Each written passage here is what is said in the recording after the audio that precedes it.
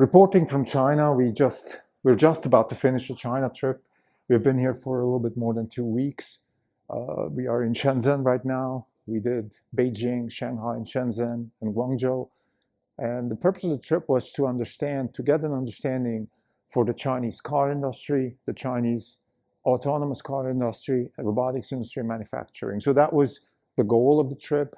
And I think we did a pretty good job on the car side. We couldn't get too much out of the robotics side of things. I don't know if this was just our shortcoming or if maybe also the Chinese are a little bit tight-lipped about that. But the TLDR about the car industry is the Chinese have caught up with any kind of Western quality standard, any kind of Western standard that you could imagine, they have it. So the Chinese are there.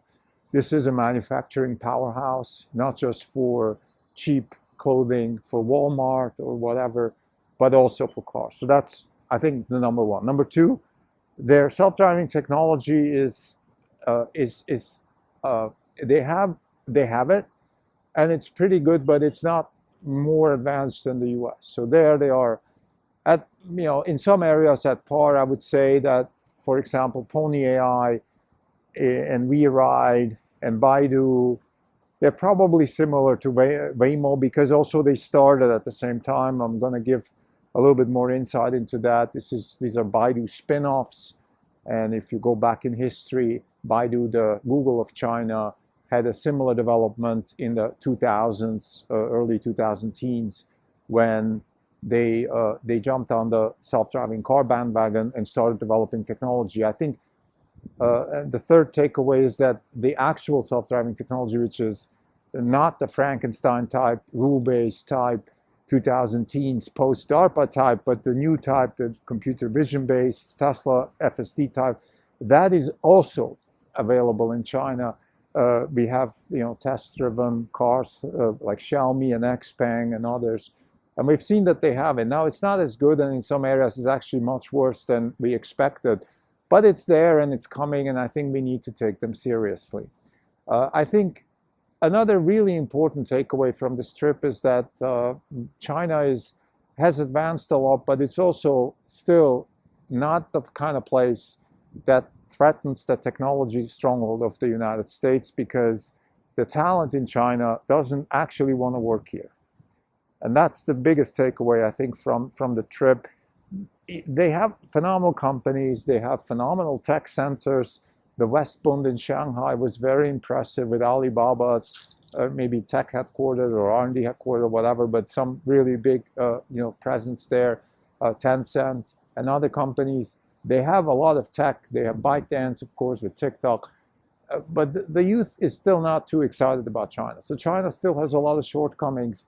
And when it comes to the car market, I think another big takeaway is that there are different markets in China. China is a very large market. So you have a very Chinese-driven, feature-intense, cluttered type design space that is really fitting the taste of most Chinese customers, whether it's poor or rich.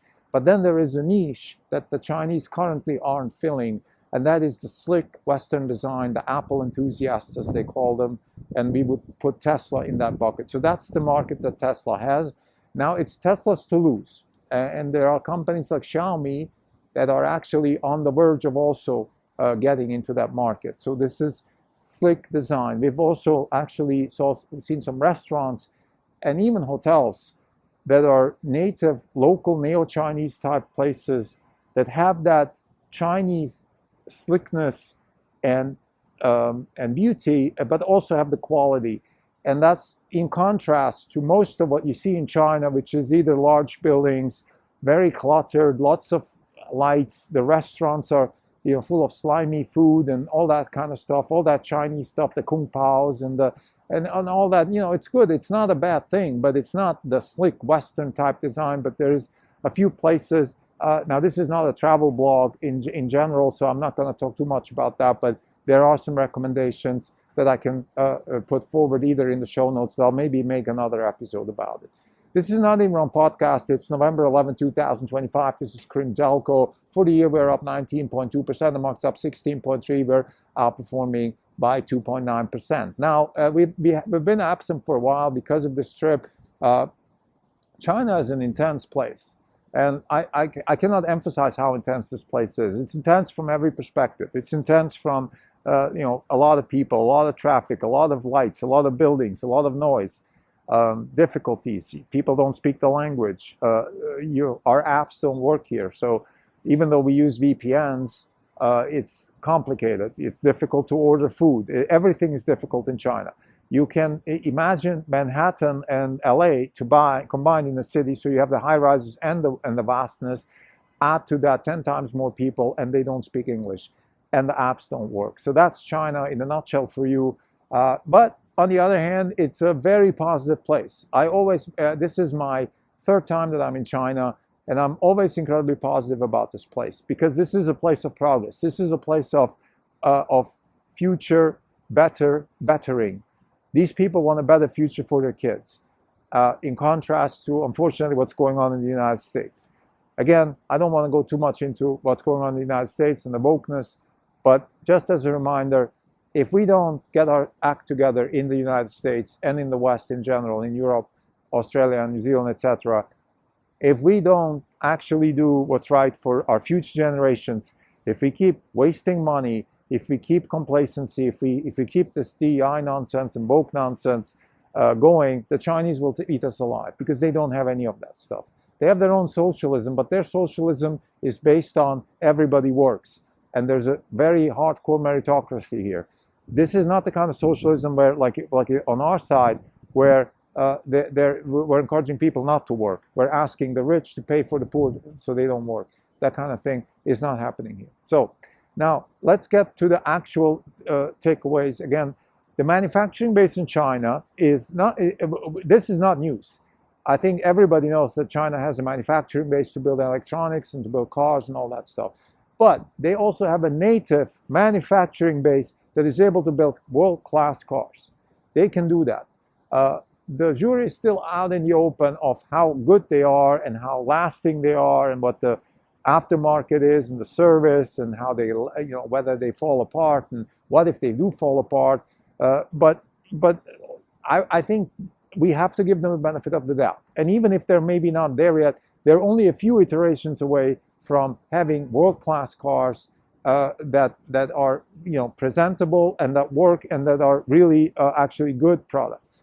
So that's I think that's an important takeaway.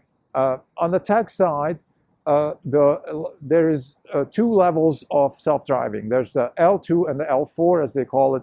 The L4 is the Waymo equivalents. That's Pony and WeRide and Baidu. We had the chance to visit all of them and talk to them and test drive them and all of that.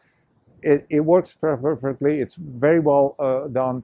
These are legacy tech type situations. This is, your typical Frankenstein AI from the 2010s, enhanced with what they call world models, which is that they have a sort of a reinforcement learning, world model driven situation going on there, and that's great. And I think these things work, and there's nothing wrong with them. What's interesting is also they have a very good cost structure. At least that's what they advertise. So we're talking about something around 20 cents per kilometer, 20 cents per mile of cost. Now, whether they actually achieve that or not, remains to be seen, but that's what they claim. They are able to collect something between 40 and 60 cents per mile. So this is a good business for them. For example, a typical robotaxi should be able to make about 200,000 RMB per year, and that's roughly the cost of a decent mid-sized car. So in 1 year you can bring in the kind of revenue that a car would typically cost. So that's a very good business. The regulator here is not very forthcoming. There's a couple of reasons for that. For example, political reasons. There are cities, they don't want to jeopardize their cab drivers and things like that. I think overall we were a bit surprised about the lack of scale and the lack of ambition of scale. So that's something that needs to be addressed a little bit more. We couldn't really find out why, whether it's political, whether the tech is not there. So the scaling here is definitely on the back burner. This is not the kind of scaling that Tesla is pushing for, and with Tesla also Waymo is forced to do. This is and I guess my main concern here would be the cost structure. When it comes to cost structure in China, I think you have to be very, very careful. What they say is not what it seems. Their cost structure is good, but it's not that good. And there's a lot of subsidies, hidden subsidies. There is things like pushing payments out, accounts payable, and all of that stuff that people have discussed. It's happening. It's real, and I think the cost structure is not as good as they claim. And the reason we believe that is because the pricing here is pretty high. China is not cheap. Living in China as a Westerner is as expensive as anywhere else, but that's not the benchmark, of course. But even as a normal person, as a worker, as an employee, you still have to pay for food, for transport, for all of these things, and it's not cheap.